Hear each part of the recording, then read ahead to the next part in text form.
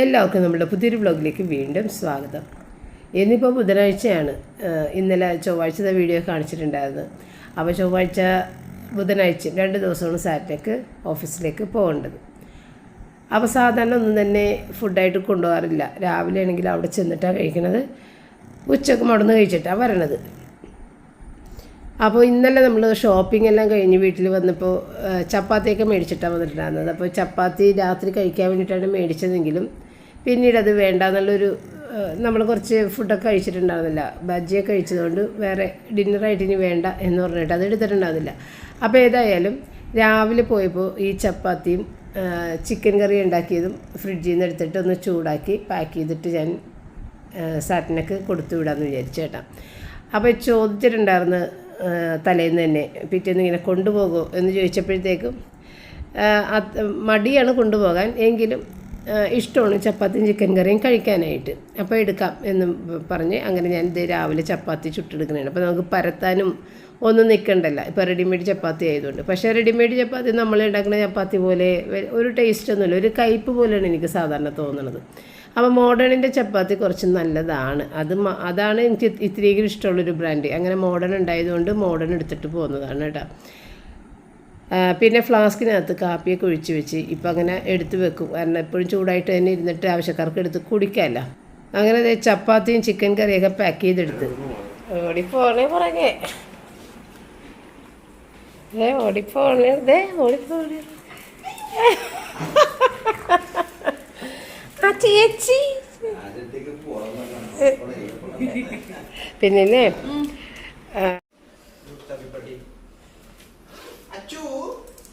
Okay bye tata by.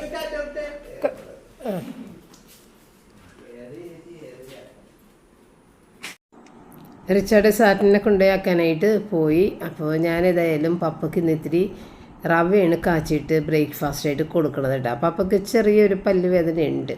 അപ്പോൾ oats ആണെങ്കിൽ ഇപ്പോൾ കുറച്ചധികം നാളായിട്ട്, അതായത് നമ്മുടെ കല്യാണത്തോട് അടുത്ത് കുറച്ച് ഒരു മാസത്തോളമായിട്ട് ഓട്സ് പിന്നെ മേടിച്ചിട്ടില്ല ഇതുവരെയും. പിന്നെ ഓട്സ് മറന്നിരിക്കണ ഒരു കാര്യം. അപ്പോൾ ഇന്ന് ഇത്തിരി ഓട്സ് ശരിക്കും കാച്ചി കൊടുക്കേണ്ട ഒരു ടൈമായിരുന്നു. പല്ലിൻ്റെ ആ ഒരു ബുദ്ധിമുട്ടുള്ളതുകൊണ്ട് ഞാൻ വിചാരിച്ചു ഇനി ചപ്പാത്തി കൊടുത്താൽ ശരിയാവില്ല. അപ്പോൾ ഞാൻ ഓട്സ് കാച്ചാൻ നോക്കിയപ്പോൾ ഓട്സ് ഇല്ലാത്തത് അപ്പോഴാണ് ഓർത്തത്. അപ്പോൾ ഏതായാലും പപ്പയുടെ ഞാൻ ചോദിച്ചു റവ ഇരിക്കുന്നുണ്ട്. പപ്പക്ക് അതൊക്കെ ഭയങ്കര ഇഷ്ടമാണ്, റവയൊക്കെ കാച്ചി കുടിക്കണ ഇഷ്ടമാണ്. അപ്പോൾ റവ കാച്ചട്ടെ എന്ന് വെച്ചപ്പോൾ മതി എന്ന് പറഞ്ഞു. അപ്പോൾ അങ്ങനെ റവയും കാച്ചി കൊടുത്ത്. അപ്പോൾ റിച്ചാർഡിന് എന്താ വേണ്ടതെന്ന് വെച്ചപ്പോൾ പാസ്ത മതി എന്ന് പറഞ്ഞ് അങ്ങനെ റിച്ചാർഡിന് പാസ്തയും അത് പെട്ടെന്ന് തന്നെ ആയി കിട്ടും. പിന്നെ ഞാൻ ചപ്പാത്തിയും ചിക്കൻ കറിയും തന്നെ കഴിച്ച് ഇനി ബാക്കി ചപ്പാത്തിയും ചിക്കൻ കറി ഇരിക്കുന്നുണ്ട് കേട്ടോ. അപ്പോൾ ഇന്നിപ്പോൾ റിച്ചാർഡിന് എന്താ ഉച്ചയ്ക്ക് വേണ്ടതെന്ന് വെച്ചപ്പോഴത്തേക്കും ഗീ റൈസും പനീർ ബട്ടർ മസാല എന്നാണ് പറഞ്ഞത്. പക്ഷേ ഞാൻ ഉണ്ടാക്കിയത് ബട്ടർ പനീറാണ് ഉണ്ടാക്കിയത്. ബട്ടർ പനീർ ഉണ്ടാക്കണം എന്നുള്ളൊരു ഉദ്ദേശത്തിൽ നേരത്തെ തന്നെ പനീറെല്ലാം ഇവിടെ മേടിച്ച് വെച്ചിട്ടുണ്ടായിരുന്നു. അപ്പോഴാണ് റിച്ചാർഡ് ഇങ്ങനെ ഒരു ആവശ്യം പറഞ്ഞത്. അപ്പോൾ ഞാൻ പനീർ അങ്ങോട്ട് ഉണ്ടാക്കി. അപ്പോൾ ആദ്യം നമ്മൾ ഇത്തിരി ഓയിലും അതിനോടൊപ്പം തന്നെ ബട്ടറും. അപ്പോൾ ബട്ടർ നേരിട്ടിട്ട് കഴിഞ്ഞിട്ടുണ്ടെങ്കിൽ പെട്ടെന്ന് അങ്ങോട്ട് പുകഞ്ഞു പോകും. അതുകൊണ്ട് ആദ്യം നമ്മൾ കുറച്ച് ഓയിൽ ഒഴിച്ചിട്ട് പിന്നെ ബട്ടർ ഇട്ട് കഴിഞ്ഞാൽ അങ്ങനെ പുകയൂല. അപ്പോൾ റിച്ചാർഡിന് ബ്രേക്ക്ഫാസ്റ്റൊക്കെ കഴിച്ച് കഴിഞ്ഞതിന് ശേഷം എന്തെങ്കിലുമൊക്കെ കുറിക്കാൻ വേണ്ടി എൻ്റെ അടുത്ത് വന്ന് ചോദിച്ചപ്പോൾ ഞാൻ പറഞ്ഞത് മേടിച്ച സാധനങ്ങളെല്ലാം പുറത്ത് ബക്കറ്റിൽ നിറച്ച് വെച്ചിട്ടുണ്ട്, അതിനകത്ത് നിന്ന് എടുക്കാമെന്ന് പറഞ്ഞപ്പോൾ അത് തക്കാളി മുറുക്കാണ്, അതെടുത്ത് കഴിച്ചിട്ട് വന്നേക്കണേ. അപ്പോൾ പപ്പയാണെന്നുണ്ടെങ്കിൽ പുറത്ത് പോയി വന്നപ്പോഴത്തേക്കും ഒരു ബ്രെഡും ഇത്തിരി ജാമും മേടിച്ചിട്ട് വന്ന്. അതിന് കാരണം സാറ്റിനൊക്കെ ജാം ഇന്നിപ്പോൾ ഞാൻ ചപ്പാത്തിയും ചിക്കൻ കറിയും കൊടുക്കാമെന്ന് പറഞ്ഞില്ലേ. അപ്പോൾ പുള്ളിക്കകത്ത് ജാം ഉണ്ടെന്ന് ചോദിച്ചു. ജാം റോളായിട്ട് ചപ്പാത്തി അത് മതി എന്നുള്ള രീതിക്ക് പറഞ്ഞിട്ടുണ്ടായിരുന്നു. അപ്പോൾ അത് ഞാനിവിടെ പറഞ്ഞത്. പപ്പ പോയിട്ട് എന്നെ വിളിച്ച് കടയിൽ നിന്നിട്ട് ബേക്കറിയിൽ നിന്നിട്ട് വിളിച്ച് ഏത് ജാമാണ് സാറ്റിനൊക്കെ ഇഷ്ടം. അപ്പോൾ ഞാൻ പറഞ്ഞു എനിക്കറിയാൻ പാടില്ല, ഏതായാലും മിക്സഡ് ഫ്രൂട്ട് ജാം മേടിക്കും എന്ന് പറഞ്ഞിട്ട് അങ്ങനെ ചെറുത് മേടിച്ചാൽ മതി, ഇനി അത് ഇഷ്ടമില്ലെന്നുണ്ടെങ്കിലാ. അപ്പോൾ ആദ്യം ചെറുത് മേടിക്കാമെന്ന് പറഞ്ഞിട്ട് പപ്പ ആ ചെറിയ ആ ഒരു ജാമും മേടിച്ചിട്ട് വന്നാണ് കേട്ടോ. അപ്പോൾ ആ ഒരു ബേക്കറിയിൽ ആ ബ്രെഡ് ഭയങ്കര സോഫ്റ്റാണെന്ന് പറഞ്ഞുകൊണ്ടാണ് പപ്പ അത് പോയിട്ട് മേടിച്ചത്. കുറച്ച് ദിവസമായിട്ട് പറയണ്ടായിരുന്നു, കൂട്ടുകാരും പറഞ്ഞ് ആ ബേക്കറിയിലെ ബ്രെഡ് ഏതൊരു ബേക്കറി ആയിട്ടാണ് എനിക്കറിയാൻ പാടില്ല. അങ്ങനെ അത് മേടിച്ചിട്ട് വന്നാണ് കേട്ടോ. അപ്പോൾ ആ സമയത്ത് ഞാൻ തക്കാളി സവാളയും വഴറ്റി അതിനകത്തേക്ക് ഇത്തിരി വെളുത്തുള്ളി ഇഞ്ചി പേസ്റ്റും കൂടി ഇട്ട് അതും വഴറ്റിയിട്ട് അതിൻ്റെ അകത്തേക്ക് ഇത്തിരി കശുവണ്ടിയൊക്കെ ഇട്ട് ഇത്തിരി ഗരം മസാല, മുളക് പൊടി, മല്ലിപ്പൊടി മല്ലിപ്പൊടിയൊക്കെ വളരെ കുറവ് മതി കേട്ടോ. ഇത്തിരി മഞ്ഞൾപ്പൊടിയും കൂടി ചേർത്തിട്ട് അത് നന്നായിട്ട് വഴറ്റിയിട്ട് വെള്ളം ഒഴിച്ചിട്ട് ഒന്ന് വേവിക്കാൻ വെച്ചാൽ കേട്ടോ. അപ്പോൾ ആ വെള്ളമൊക്കെ ഏകദേശം വറ്റി വെന്ത് വരുമ്പോഴത്തേക്കും നമുക്കത് തീ ഓഫ് ചെയ്തിട്ടിട്ട് പിന്നെ സാവധാനം തണുത്തതിന് ശേഷം മിക്സിയിൽ അരച്ചെടുക്കണം. പിന്നെ വേറെ ബുദ്ധിമുട്ടില്ല. ചില ആളുകൾ ഈ ഇത് പൊടികൾ മാത്രമായിട്ടൊന്ന് മൊരിയിച്ചിട്ടാണ് ഈ അരച്ചതിനകത്തേക്ക് ചേർത്ത് കൊടുക്കുന്നത്. ഞാനിതെല്ലാം കൂടി ചെയ്യും. എല്ലാം കൂടി ചെയ്താലും കുഴപ്പമില്ല.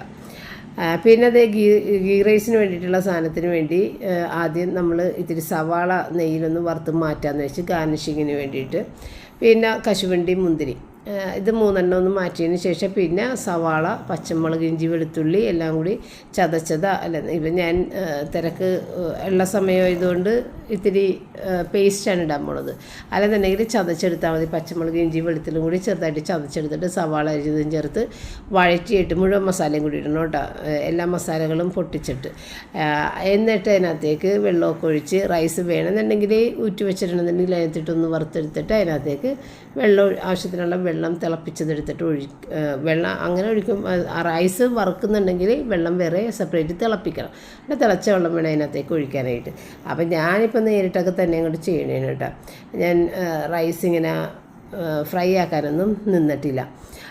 അപ്പോൾ അതേ ആദ്യം വറുത്ത സവാളയും കശുവണ്ടി, മുന്തിരി എല്ലാം കൂടി ചേർത്തത് എടുത്ത് മാറ്റി ഇതിനകത്തേക്ക് പോരാത്ത നെയ്യും കൂടി ഒഴിച്ചിട്ട്, നെയ്ച്ചോറെന്ന് പറയുമ്പോൾ നെയ്യ് വേണമല്ല, അപ്പോൾ നെയ്യ് തന്നെയാണ് ഇട്ടേക്കുന്നത്.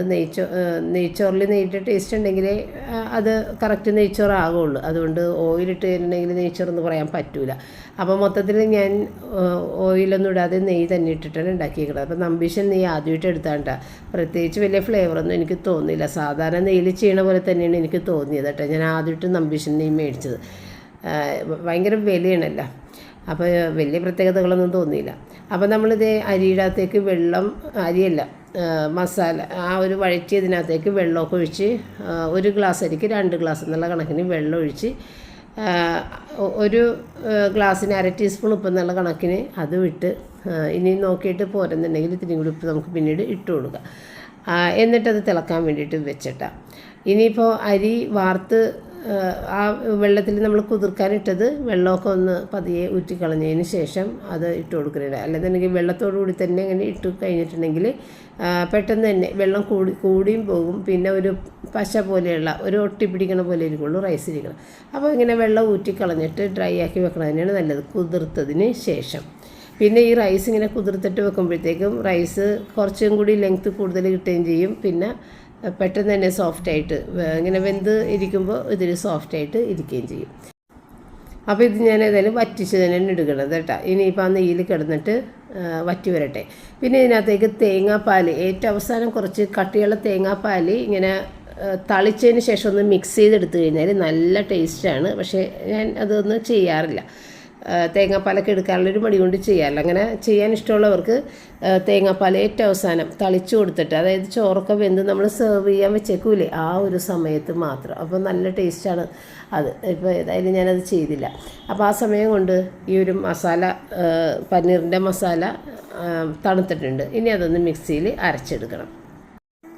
അപ്പോൾ ഒട്ടും തന്നെ വെള്ളം ചേർക്കാതെയാണ് അരച്ചെടുത്തത്. അതിനകത്ത് ആവശ്യത്തിനുള്ള ചെറിയൊരു വെള്ളമുണ്ട്, ആ വെള്ളത്തിൽ തന്നെ അരച്ചെടുത്ത്. അപ്പോൾ ഇത്തിരി ബട്ടർ ഇട്ടിട്ട് അത് അധികം ചൂടാകാതെ തന്നെ ഇത്തിരി ബട്ടർ ഞാൻ ഇട്ട് കൊടുത്താണ് കേട്ടോ. നല്ല ചൂടായ പാനിലേക്ക് ഒരിക്കലും ബട്ടർ നേരിട്ട് ഇടരുത്. അപ്പോൾ ഇത് ചൂടായി പറഞ്ഞുള്ളൂ. അതുകൊണ്ട് തന്നെ അത് ഇട്ട പോലെ തന്നെ കിടക്കുന്നുണ്ട്. എന്നിട്ട് പിന്നെ സവാള ഒരിത്തിരി പൊടിയായിട്ട് അരിഞ്ഞതും പച്ചമുളക് ചെറുതായിട്ട് അരിഞ്ഞതും വട്ടത്തിൽ അരിഞ്ഞതും ഇട്ട് കൊടുക്കുക. ഇവിടെ റിച്ചാണ് പച്ചമുളക് കടിക്കണതേ ഇഷ്ടമല്ല, അതുകൊണ്ട് ഞാൻ പച്ചമുളക് ഇട്ടില്ല. അപ്പോൾ ഇതിങ്ങനെ ചെയ്യൂലേ, ഈ ഒരു സമയത്ത് പൊടികളിട്ടിട്ട് ഈ അരച്ച സാധനം ഇട്ടാലും മതി. അതായത് പൊടികളും ഇടാതെ വെറുതെ അത് അരച്ചെടുത്തിട്ടെ. പൊടികളിപ്പോൾ ഈ സവാളിൻ്റെ ഒപ്പം മുളക് പൊടിയും മല്ലിപ്പൊടിയും ഒക്കെ ഒന്ന് മൊരിയിച്ചിട്ട് ഈ അരപ്പങ്ങോട് ചേർത്ത് അങ്ങനെയും ചെയ്യാറുണ്ട്. ഇപ്പം ഞാൻ ഏതായാലും ഒന്നിച്ച് തന്നെ അരച്ചേക്കണോണ്ട് ഇനി മുളക് പൊടിയൊന്നും ഇടേണ്ട ആവശ്യമില്ല.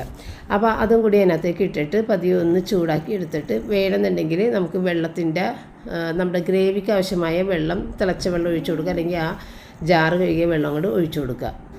അപ്പോൾ ഞാൻ ജാറ് കഴുകിയ വെള്ളം ഒഴിച്ചു കൊടുത്ത് എന്നിട്ട് ഇതേ പനീർ ഒന്ന് അരിഞ്ഞ് വെച്ചിട്ടുണ്ട്. അപ്പോൾ പനീർ ഫ്രൈ ചെയ്ത് ഇടണമെന്നുണ്ടെങ്കിൽ ഇടാം, അല്ലെങ്കിൽ നേരിട്ടിടാം. എനിക്ക് നേരിട്ടിടണമാണ് ഇഷ്ടം, അതുകൊണ്ട് ഞാൻ നേരിട്ടാണ് ഇടാൻ പോണത്.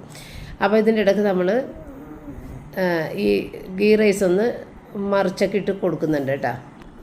അപ്പോൾ ഏകദേശം അത് തിളച്ച് ഇങ്ങനെ നല്ല രീതിയിൽ തിളച്ച് വന്നതിന് ശേഷമാണ് ഇത്തിരി ക്രീം ഇട്ട് കൊടുത്തത് കേട്ടോ.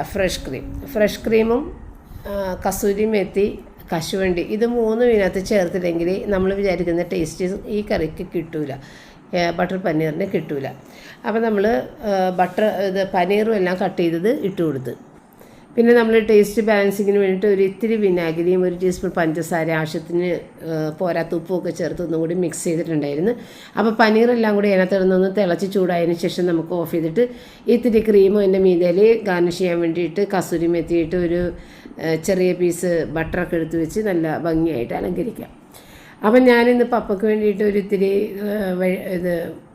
വഴുതനങ്ങ എടുത്തിട്ടൊന്ന് മെഴുക്ക് പുരട്ടിയാക്കാൻ വേണ്ടിയിട്ട് അത് കട്ട് ചെയ്തുകൊണ്ട് നിൽക്കണേ. മീൻ വറുത്തത് മോര് ചാറും ഉണ്ട്. അപ്പോൾ അത് മൂന്നും കൂടി കൂട്ടിയിട്ട് പപ്പയും ഞാനും അങ്ങനെ കഴിക്കാമെന്ന് വിചാരിച്ച്, കുട്ടികൾക്ക് ഈ ഗീ റൈസൊക്കെ കൊടുക്കാമല്ലോ വിചാരിച്ച്. അപ്പോൾ അങ്ങനെ ഞാനത് ചെയ്തുകൊണ്ട് നിൽക്കുന്ന സമയത്ത് റിച്ചാർഡ് ഓർഡർ ചെയ്ത കാറുകൾ വന്നതാണ് കേട്ടോ. അപ്പോൾ റിച്ചാർഡിന് കാറിൻ്റെ ഭ്രമം കുറച്ചൊന്ന് ഒതുക്കി നിർത്തിയത് റിച്ചാർഡ് ഗതികെട്ടിട്ടാണെന്ന് എനിക്ക് മനസ്സിലായി. ഇപ്പോൾ ഏതായാലും അതൊക്കെ കെട്ടുപൊട്ടിച്ച് ആ ഒരു ആഗ്രഹം പുറത്തേക്ക് വന്ന് കാറുകൾ മേടിച്ച് കൂട്ടാൻ തുടങ്ങിയിട്ടുണ്ട്. അപ്പോൾ അങ്ങനെ വീണ്ടും കാറ് വന്നിട്ടുണ്ട്. അപ്പോൾ അത് പൊട്ടിച്ച് തന്നെ കാണിക്കുന്നതിന്. അപ്പോൾ ഇന്നാണെന്നുണ്ടെങ്കിൽ വൈകുന്നേരം സാറ്റിന് ജോലിയും കഴിഞ്ഞ് വരുമ്പോൾ സുഗിയൻ ഉണ്ടാക്കി വെച്ചേക്കാമെന്ന് ഞാൻ ഉറപ്പ് പറഞ്ഞിട്ടുണ്ടായിരുന്നു. പക്ഷേ ഇന്ന് അപ്രതീക്ഷിതമായിട്ടാണ് ഈ ബട്ടർ പനീറും നെയ്ച്ചോറും വേണമെന്ന് റിച്ചാർഡ് പറഞ്ഞത്. അതുകൊണ്ട് അതൊക്കെ ചെയ്ത് കഴിഞ്ഞപ്പോഴത്തേക്ക് ഒത്തിരി നേരം പോയി. പിന്നെ ഇന്നത്തെ ദിവസമാണെങ്കിൽ വീഡിയോ വർക്ക് കുറേ താമസിച്ച് ഏകദേശം 10:30 മണിയാണ് എന്തോ ആയപ്പോഴാണ് ഒന്നിനും വീഡിയോ കയറിയിട്ടുണ്ടായിരുന്നത്. ഈ ദിവസം ഇപ്പോൾ കാണിക്കുന്ന അന്ന് രാവിലെ, ബുധനാഴ്ച രാവിലെ.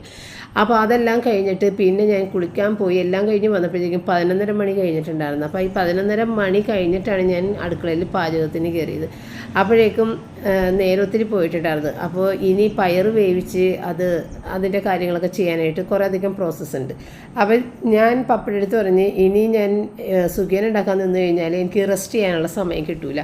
അതുകൊണ്ട് ഇന്നിപ്പോൾ സുഗിയൻ നമുക്ക് മേടിച്ച് കൊടുക്കുക. അപ്പോൾ തലേ ദിവസം നമ്മളിങ്ങനെ കുറച്ച് ബജ്ജി കുട്ടികൾ രണ്ടുപേരും കൂടി പോയി മേടിച്ചല്ല. അപ്പോൾ ആ കൂട്ടത്തിൽ സുഗിയൻ ഒരെണ്ണം ഉണ്ടായിരുന്നു. അപ്പോൾ സാറ്റ പറഞ്ഞ് എനിക്ക് സുഗിയൻ ഭയങ്കര ഇഷ്ടമാണ്, പക്ഷേ അയാൾ ഉടനെ തന്നോളൂ, ലിമിറ്റഡ് ആണെന്ന് തോന്നുന്നു.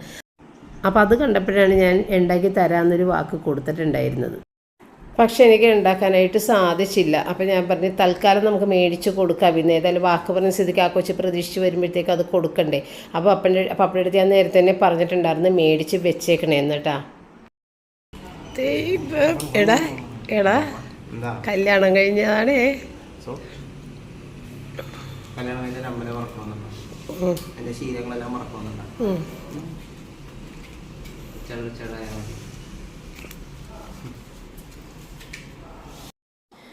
ഇപ്പോൾ എന്ത് ചോദിച്ചാലും ഇതാണ് ഇങ്ങോട്ട് മറുപടി വരണത്. അപ്പോൾ ആ മറുപടി കേട്ട് കഴിയുമ്പോൾ പിന്നെ എനിക്കൊന്നും പറയാൻ തോന്നില്ല.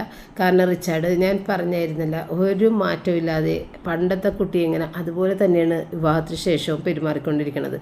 അപ്പോൾ അത് സാറ്റിനെയാണെന്നുണ്ടെങ്കിലും സാറ്റിനെയും അതിനോട് ചേർന്ന് നിൽക്കുന്ന ഒരു കുട്ടിയാണ്. അതെല്ലാം കൂടി ചേർന്നിട്ടാണ് റിച്ചാർഡിന് അങ്ങനെ പെരുമാറാൻ സാധിക്കുന്നതെന്ന് എനിക്ക് തോന്നാറുണ്ട് കേട്ടോ. അപ്പോൾ അങ്ങനെ ആ ഒരു മറുപടി കിട്ടുമ്പോൾ ഞാൻ പിന്നെ ഒന്നും മിണ്ടാറില്ല. കാരണം അവൻ നമ്മളോട് എങ്ങനെ പെരുമാറുന്ന പോലെ തന്നെ പെരുമാറുമ്പോൾ പിന്നെ കാറിൻ്റെ കാര്യം മാത്രം മാറ്റി വെക്കുമെന്ന് പറയുമ്പോൾ നമുക്കത് ഒരു മര്യാദ കേടായിട്ട് സത്യത്തിൽ എനിക്ക് തോന്നും. അവൻ്റെ ആഗ്രഹങ്ങളും ഇഷ്ടങ്ങളും അവനെങ്ങനെ വേണമെങ്കിലും നടത്തട്ടെ, ആർക്കും വേറെ ദോഷമൊന്നുമില്ലല്ലോ. കാറല്ലേ മേടിക്കുന്നുള്ളൂ, കുറച്ച് മദ്യ കുപ്പികൾ മേടിച്ചിട്ടല്ല നിരത്തി വെക്കുന്നത്, അത് കഴിക്കാനും അത് ആഘോഷിക്കാനും അങ്ങനത്തെ കാര്യങ്ങളൊന്നുമില്ലല്ലോ. അപ്പോൾ പിന്നെ ഇതങ്ങ് നടക്കട്ടെ എന്ന് തന്നെ ഞാനും വിചാരിക്കും. സാറ്റിനാണെന്നുണ്ടെങ്കിൽ കാറൊക്കെ മേടിച്ച് കൊടുക്കാം എന്നൊക്കെ സാറ്റിനെ പറഞ്ഞിട്ടുണ്ട്. ചില സാധനങ്ങളൊക്കെ സാറ്റിന് മേടിച്ച് കൊടുക്കുമ്പോഴത്തേക്ക് അവന് ഭയങ്കര സന്തോഷമാണ്. അപ്പോൾ ചില കാര്യങ്ങൾ ഞാൻ മേടിച്ച് കൊടുക്കുമ്പോൾ ഭയങ്കര സന്തോഷമാണ്. അവന് മേടിക്കാൻ പറ്റാഞ്ഞിട്ടല്ല, അങ്ങനെ ഒരാൾ മേടിച്ച് കൊടുക്കുമ്പോൾ ഉണ്ടാകുന്നൊരു സന്തോഷം. അപ്പോൾ അങ്ങനെ ഞാൻ ഇത് വെണ്ടയ്ക്ക എന്നുള്ള പിന്നെ വഴുതനങ്ങ മെഴുക്ക് പുരട്ടിയും കൂടി ഉണ്ടാക്കി അവിടെ വേവിക്കാൻ വെച്ചതിന് ശേഷം വേഗം തന്നെ പോയിട്ട് തുണികൾ വിരിച്ചിട്ട് കേട്ടോ. തുണി നല്ല വെയിലുള്ളതുകൊണ്ട് തന്നെ പെട്ടെന്ന് തന്നെ ഉണങ്ങിക്കിട്ടോട്ടെ. ഈ ഒരു സ്റ്റാൻഡ് വലിയ അനുഗ്രഹമായിട്ടാണ് എനിക്ക് തോന്നുന്നത്. നമ്മൾ പണ്ട് മുകളിൽ ഹോളിൻ്റെ അകത്ത് കൊണ്ടുപോയിട്ട് അഴ കെട്ടിയിട്ട് അവിടെയാണ് മഴക്കാലത്ത് തുണികൾ വിരിച്ചിട്ടുണ്ടായിരുന്നത്. കാരണം നമ്മളുടെ പുറത്ത് മഴ കൊള്ളാതെ തുണി കിടക്കുമെങ്കിലും ഒട്ടും തന്നെ ഉണങ്ങില്ല, തണുത്തേ കിടക്കുകയുള്ളൂ മഴക്കാലത്ത്. അപ്പോൾ മുകളിൽ ചൂട് കിട്ടി ഉണങ്ങട്ടെ എന്ന് വിചാരിച്ച് മുകളിൽ കൊണ്ടിടാറുണ്ട്. ഇപ്പോൾ പിന്നെ മുകളിൽ കുട്ടികൾ താമസിക്കുന്ന സ്ഥലമല്ലേ, അപ്പോൾ അവിടെ കൊണ്ടുപോയി തുണികൾ ഇടാൻ പറ്റില്ല. അങ്ങനെയാണ് നമ്മൾ സ്റ്റാൻഡിലാക്കിയത്. പക്ഷേ സംഭവം നല്ല ഉപയോഗമുള്ള ഒരു സാധനമായിട്ട് എനിക്ക് തോന്നി. നേരത്തെ എന്തുകൊണ്ട് മേടിച്ചില്ല എന്നും തോന്നി. അപ്പോൾ അങ്ങനെ അതെല്ലാം കഴിഞ്ഞ് വന്നിട്ട് നെയ്ച്ചോറ് എടുക്കുന്ന സമയമായപ്പോഴത്തേക്കും മാത്രമാണ്, അതായത് സെർവ് ചെയ്യണ സമയമായപ്പോൾ മാത്രമാണ് ഞാൻ ഈ വറുത്തതൊക്കെ ഒന്ന് മിക്സ് ചെയ്തെടുത്തത് കേട്ടോ. അങ്ങനെ അത് അവിടെ ഇത്തിരി നേരം കൂടി മൂടി വെച്ച്, കാരണം റിച്ചാർഡ് താഴേക്ക് വന്നിട്ടുണ്ടായിരുന്നില്ല. അപ്പോൾ ഞാൻ വിചാരിച്ചു ഏതായാലും തുടക്കാം. അപ്പോൾ സാറ്റിനൊക്കെ പുതിയ ഒരു തുടക്കണ വടി മേടിച്ചിട്ടുണ്ടായില്ല. അപ്പോൾ നേരത്തെ മേടിച്ച് വെച്ചാൽ ആ ഒരു വടി താഴേക്ക് കൊണ്ടുവന്ന് വെച്ചിട്ടുണ്ടായിരുന്നു. അത് വെച്ചിട്ട് ഞാൻ തുടക്കാമെന്ന് വെച്ചു. പക്ഷെ അതൊട്ടും തന്നെ കൊള്ളൂല. അത് ഭയങ്കര വെയിറ്റാണ്, എൻ്റെ വെള്ളമൊന്നും അധികം പോകില്ല. സ്പിൻ മോപ്പാണെങ്കിൽ വെള്ളമൊക്കെ നല്ല രീതിയിൽ അങ്ങോട്ട് പോയിട്ട് ഒട്ടും വെയിറ്റ് ഇല്ല, അന്ന് നല്ല ക്ലീനായിട്ട് തുടച്ചെടുക്കുകയും ചെയ്യാം. അപ്പം അങ്ങനെ ഈ ഒരു സംഭവം എനിക്ക് അത്ര വലിയ ഇഷ്ടമില്ല. എങ്കിലും മേടിച്ചതല്ലേ എന്ന് വിചാരിച്ചിട്ട് കുറച്ചാൾ യൂസ് ചെയ്യാമെന്ന് വിചാരിച്ചു. എൻ്റെ സ്പിൻ മോപ്പ് ഏകദേശം പോയി കിടക്കുന്നതാണ്. അപ്പോൾ ഇത് ഇതിൻ്റെ കാലം കഴിയുമ്പോഴത്തേക്കും ഇനി സ്പിൻ മോപ്പും മേടിക്കാം എന്നാണ് വിചാരിക്കുന്നത്. പിന്നെ നിങ്ങൾ കുറേയധികം പേര് ഹണിമൂണിന് പോണില്ലേ കുട്ടികളെന്ന് ചോദിക്കുന്നുണ്ട്. ഇവർ രണ്ടുപേരും ഇപ്പോൾ തിരക്കിലാണ്. നിങ്ങൾ കാണുമ്പോൾ ഇവർ വെറുതെ നടക്കുന്ന പോലെ നിങ്ങൾക്ക് തോന്നും. സാറ്റിന നല്ല തിരക്കിലാണ്. കാരണം അവൻ സാറ്റിന US ടാക്സിൻ്റെ കാര്യങ്ങൾ ചെയ്യുന്ന ടാക്സ് അനലിസ്റ്റാണ്. അപ്പോൾ അവിടുത്തെ ഈ കണക്കെടുപ്പിൻ്റെ സമയങ്ങളാണ് ഇപ്പോൾ ഭയങ്കര തിരക്കുള്ള ടൈറ്റ് ഷെഡ്യൂളുള്ള സമയമാണ്. അപ്പോൾ അതുകൊണ്ട് തന്നെയാണ് സാറ്റിനൊക്കെ അങ്ങോട്ടും ഇങ്ങോട്ടും ഒന്നും പോകാൻ പറ്റാത്തത്. അതുപോലെ റിച്ചാർഡിന് എക്സാമാണ്, 3-ാം തീയതി അവൻ്റെ എക്സാമാണ്. കഴിഞ്ഞ തവണ അവൻ കുറേ നാൾ നിന്നിട്ട് ക്ലാസ്സിൽ പോവുകയും പരീക്ഷയ്ക്ക് പോവുകയൊക്കെ ചെയ്ത് നിങ്ങൾ കണ്ടിട്ടുണ്ടായിരുന്നു. 10 എക്സാമിൽ 9 എക്സാമാണ് ആകെ അന്ന് കൊടുത്തത്. ഒരു എക്സാമിൻ്റെ അന്ന് അവന് വയ്യാണ്ടായിട്ട് പോകാൻ സാധിച്ചിട്ടുണ്ടായിരുന്നില്ല.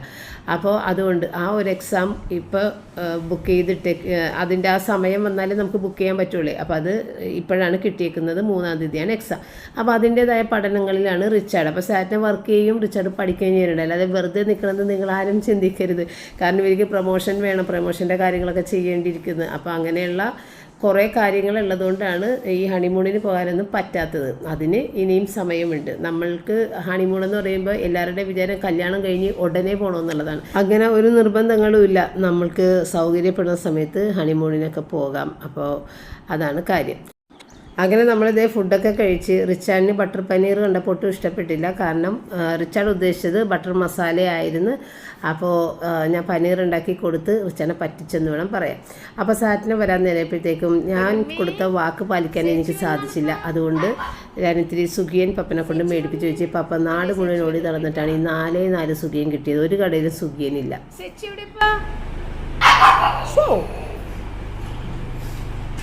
നോക്കണേന്ന് കുഞ്ഞ് അവിടെ നിന്ന് കൊരക്കണേന്ന്. അച്ചടി ചേച്ചി തുള്ളി തുള്ളി പോണേന്ന് പുറകെ, ചേച്ചിയുടെ പുറകെ. ചേച്ചി വന്ന് ആ കൊച്ച് അവിടെ കയറി നിന്ന് കൊരക്കണേന്ന്. കയറാൻ പറ്റിയില്ല കൊച്ചിന്. ഇരുന്ന് ദൂരെ നിന്ന് കാണണേന്ന് കൊച്ച് ആസ്വദിക്കണേന്ന്. ചോദിക്കണേന്ന് കൊച്ച്. ആ കൊച്ചിനെ പൊച്ചത്തെ ചോദിക്കണ. അച്ചടാ ചേച്ചിനെ കണ്ണറച്ച് കാണണേണോ കൊച്ച്? ഇത്ര നേരം കഴിഞ്ഞതല്ലേ, അപ്പൊ ചേച്ചിനെ ഒന്ന് കണ്ണ് നിറയെ കാണണേ. കേറിയേക്കണടാ എടാ, അതേടാ മടി ചാടി കേറിയേക്കണടാ.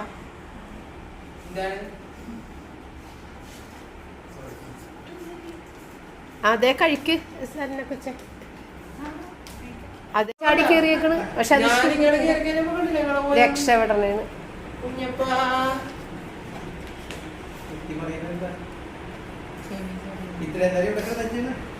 അല്ലാതെ വന്നു കഴിഞ്ഞപ്പോ അവിടെ നിന്ന് വരക്കേറുന്നു കാറ് കയറുന്ന സമയത്ത്. കേട്ടാ കേട്ടു.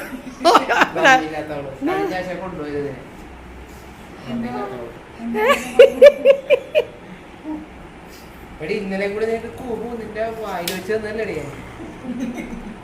എന്നിട്ട് തിരിഞ്ഞില്ല. ചേച്ചി ഉണ്ടധികം. ചേച്ചി പലരെയും വളച്ചിവിടെ വന്ന്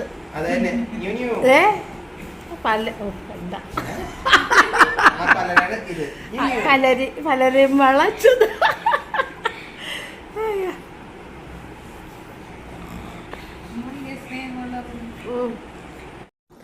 അപ്പോൾ നമ്മുടെ റിച്ചാർഡിന് ഇപ്പോൾ സ്ഥിരം പരാതിയാണ്, റിച്ചാർഡിനെ ഞാൻ മൈൻഡ് ചെയ്യുന്നില്ല, സാറ്റിനൊക്കെ വേണ്ടിയിട്ടുള്ള സാധനങ്ങളാണ് ഞാൻ കൂടുതൽ ഉണ്ടാക്കുന്നതും മേടിക്കുന്നതും. അപ്പോൾ അതുകൊണ്ട് ഞാൻ പപ്പയുടെ അടുത്ത് പറഞ്ഞേച്ച് പപ്പ ഇപ്പോൾ അവൻ പരാതി പറയാതുകൊണ്ട് ഒരു 2-3 മുട്ട ബജി കൂടി മേടിച്ചേക്കണേ.